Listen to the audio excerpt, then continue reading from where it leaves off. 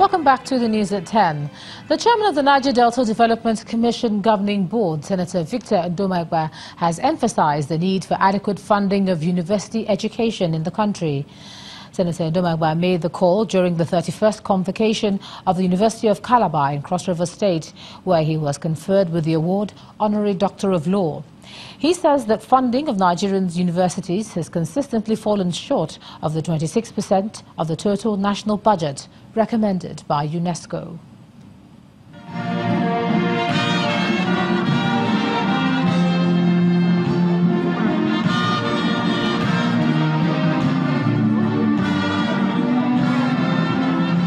This is the 31st convocation ceremony of the University of Calabar in Cross River State.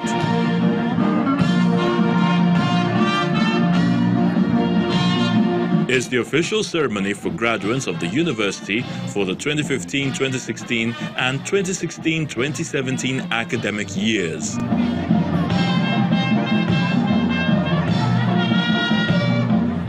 Here, there are about 12,000 graduates to be conferred with diplomas, first and postgraduate degrees. Some Nigerians are also here conferred with honorary degrees for their contribution to society. Some of them, Chairman of the Niger Delta Development Commission, Senator Victor Ndomagba, the Emir of Borgu Kingdom in Niger State, Mohammed Kitoro, and late Chief Michael Archibong, who got a posthumous honorary doctorate. One of the honorees and chairman of the NDDC sees the rate of out-of-school children in Nigeria as a worrying trend.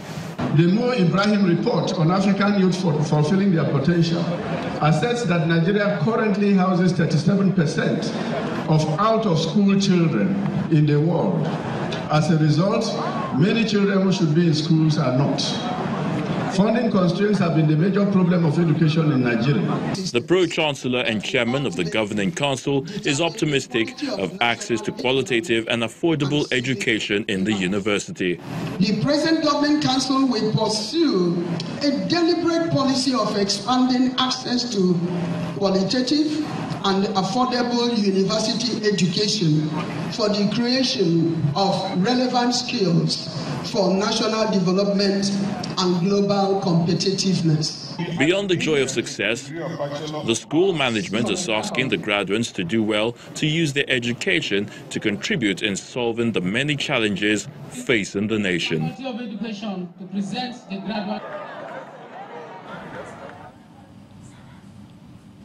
One of Nigeria's fish and seafoods production companies, Atlantic Shrimpers Limited, has launched 2 new state-of-the-art vessels to expand its operations in fish production.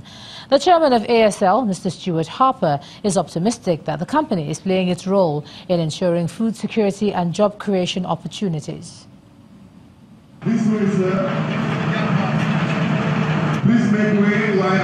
Atlantic Shrimpers Limited, ASL, records another towering feat in its 22 years of seafoods production from the Nigerian onshore.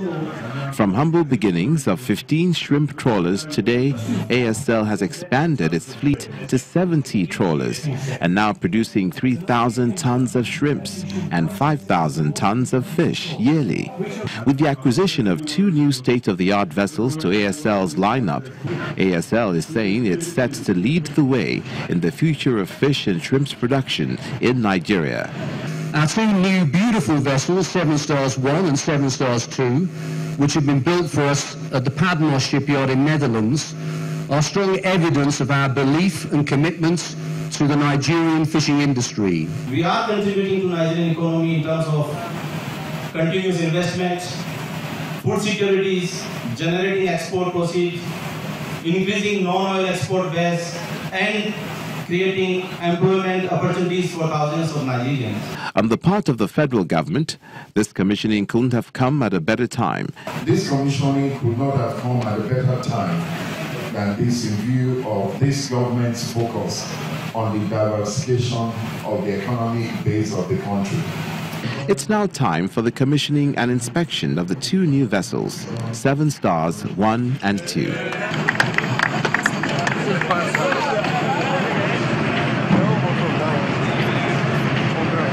Government cannot do magic.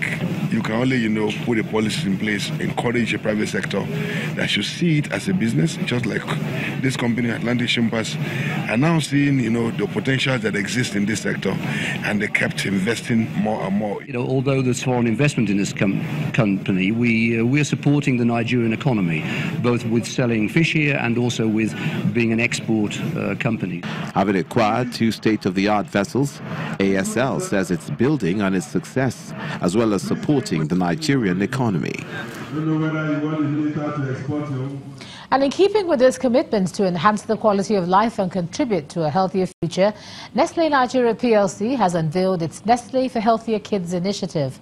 The program was launched around the world on May the 15th this year, with the aim of helping over 50 million children live healthy by 2030. Our correspondent Kayla Megwa reports. It's a gathering of stakeholders in the nutrition industry. Officials of the Ministry of Health, the Ministry of Education, Ministry of Women Affairs, the Nutrition Society of Nigeria, and Nestlé Nigeria PLC. They're gathered in Abuja for the launch of the Nestlé for Healthier Kids initiative.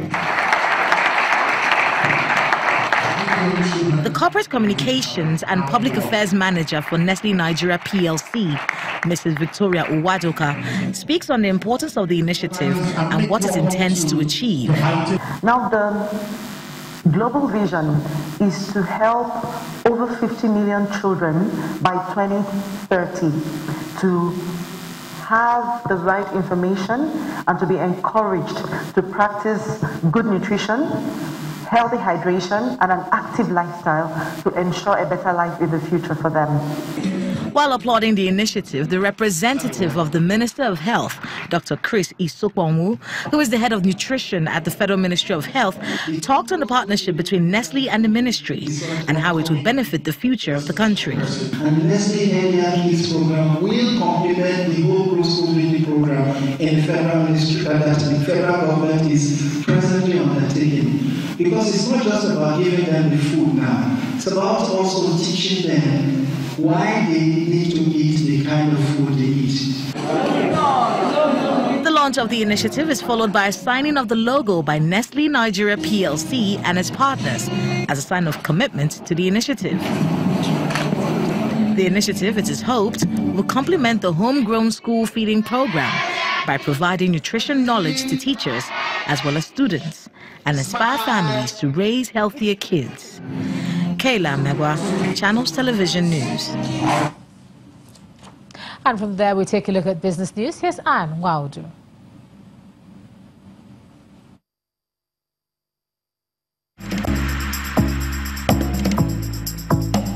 You first. First Bank.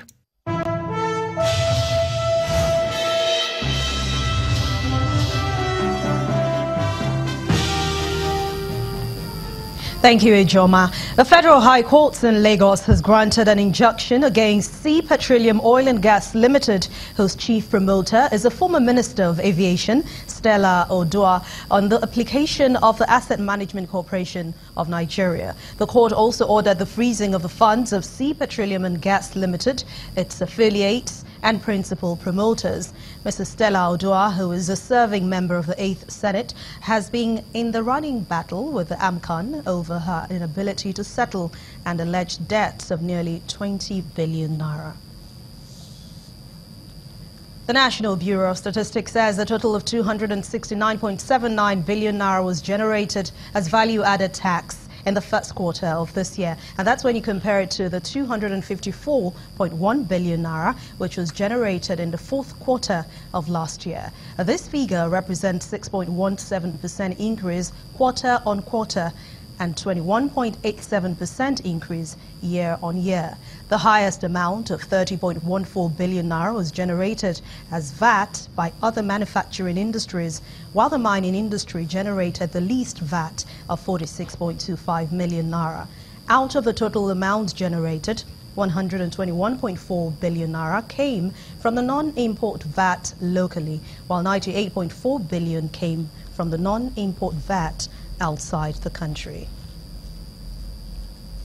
As the Monetary Policy Committee of the Central Bank of Nigeria gets ready to hold its second meeting for the year next week, financial advisory firm FSDH Research says that it expects the recent development and the short-term outlook for the country to favor monetary policy easing, which will of course stimulate economic growth and credit creation. At its first meeting in April this year, the NPC maintained the monetary policy rate at 14%, while it retained the cash reserve ratio and the liquidity ratio at 22.5% and 30%. In the meantime, FSDH Research is forecasting a gross domestic product growth rate of 3.5% for the first quarter of this year.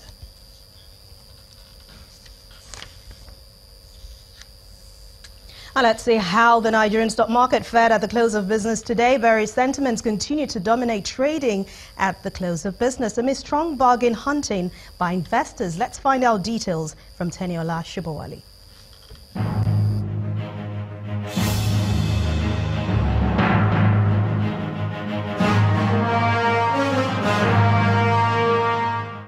Hello and welcome to the Stock Market Report. Friday's session at the Nigerian Stock Exchange ends the third trading week of May further in the red due to continued profit-taking across all sectors of the market.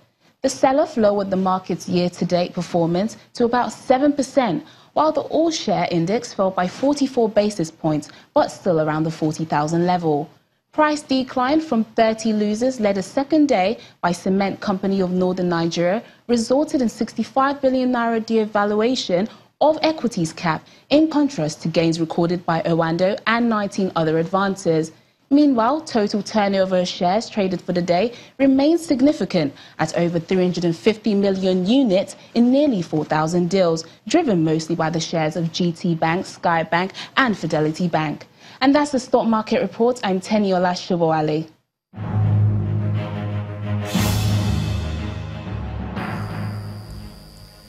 Thank you, Teniola. Asian markets have also ended the day with a rebound as investors digest latest US-China trade development. On the other hand, it's mostly negative for other major global stock markets. Let's see the numbers for today.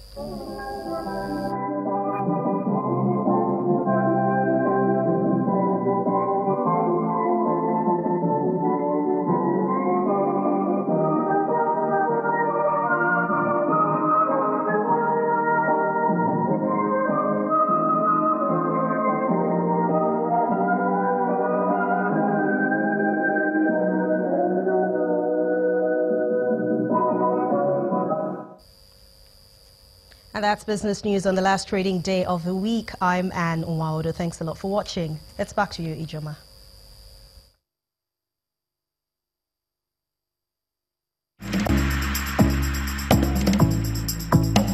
You first. First Bank.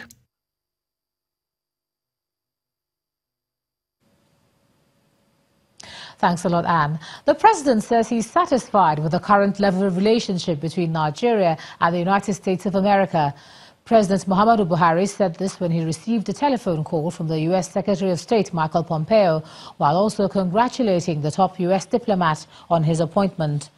President Buhari also thanked him for the support the U.S. has extended to the Nigerian security and intelligence services and requested Mr. Pompeo to extend his appreciation to President Trump for the warm reception he was given in the course of his recent visit to the White House. Mr. Pompeo gave President Buhari the assurance that his tenure in the Department of State will see the pursuit of matters of common interest between both countries. Still ahead on the news at 10, 16 schools, including those from Ghana and Benin Republic, confirmed participation in the Channels International Kids Cup, scheduled to begin on Monday in Lagos. That's on Sports News. Do stay with us.